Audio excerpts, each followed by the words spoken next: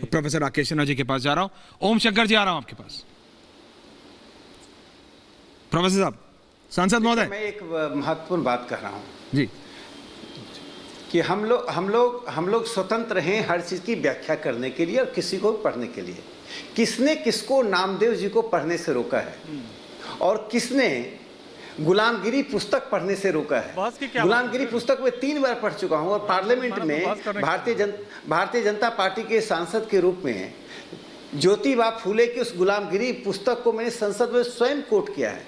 उनकी बात सुनकर देखिए, शोध करना, किसी काल में क्या घटना घटी उसे जानना, ये हमारा कर्तव्य होता है। एक अकादमिक और नैतिक दोनों कर्तव्य है। लेकिन उन घटनाओं के आधार पर वर्तमान को परिभाषित करना, यानी जो प्रोफेसर साहब बोल रहे हैं उनके परदादा जी की कोई गलती निकाल कर इन पर मैं मुकदमा करूं जाकर, इनका जिस पर उन्होंने गलती की इन पर मुकदमा करेगा आपके परदादा जी ने किया। देखिए, समाज इस तरह से नहीं चलता है। हमारे वेद में एक बहुत अच्छी बात है, तत्व समन्वयात, समन्वय से समाज चलता है। इसीलिए पुरानी घटनाओं में कौन इस बात से इनकार करता है कि अस्पृश्यता जैसे पाप, जो कल मैंने श्री बाला साहब देवरस जी जो आरएसएस के सरसंघचालक थे, उन्होंने पुणे के वसंत व्याख्यानमाला में कहा था, यदि अस्पृश्यता पाप नहीं है तो दुनिया में कुछ भी पाप नहीं है, अस्पृश्यता गलत नहीं तो दुनिया में कुछ भी गलत नहीं है। मैंने उडुपी के सम्मेलन को उद्धृत किया था जब सभी धर्माचार्यों को लाकर, जब लैटिन अमेरिका में चर्च रिलीजन को उपयोग करता है सामाजिक विमर्श को ठीक करने के लिए, तो प्रगतिशील कहा जाता है, न्यू पीपुल्स चर्च कहा जाता है। जब भारत में धर्माचार्यों को एक मंच पर लाकर प्रगतिशील काम के लिए आगे बढ़ाया जाता है तो कहते हैं ये तो दकियानूसी है। तो आप पश्चिम से इतना केंद्रित हो गए हैं, पश्चिम से इतना चित्त विजय कर लिया है, इसको चित्त विजय कहते हैं, आपका चित्त विजय हो गया है। तो आप आइडेंटिटी पॉलिटिक्स को हर जगह इस तरह से लागू करना चाहते हैं, समाज तर बितर हो जाए।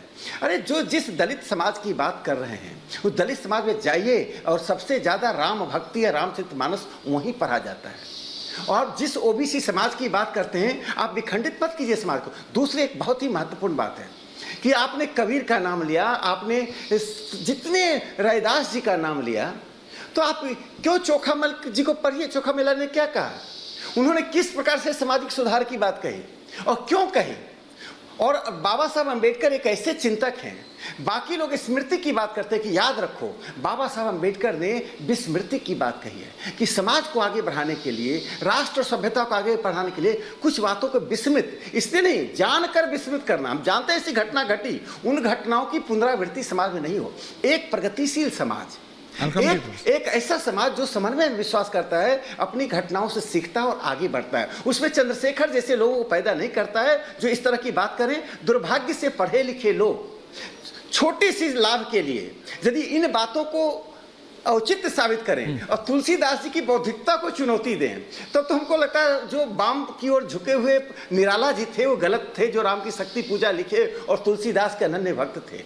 तब तो मुझे लगता है कि प्रेमचंद जो कि झुके हुए थे वाम पक्ष की ओर, और वो तुलसीदास जी के सामाजिक सुधार की चीजों को अपनाते थे और कहते थे, वो गलत थे। तो प्रेमचंद और निराला जी से बड़े लोग आप हो सकते हैं, बड़े आप व्याख्या कर सकते हैं, आपको अधिकार है खारिज करने का, लेकिन खारिज करने में असंतुलित, असभ्य, बर्बर शब्दों का प्रयोग नहीं होना चाहिए।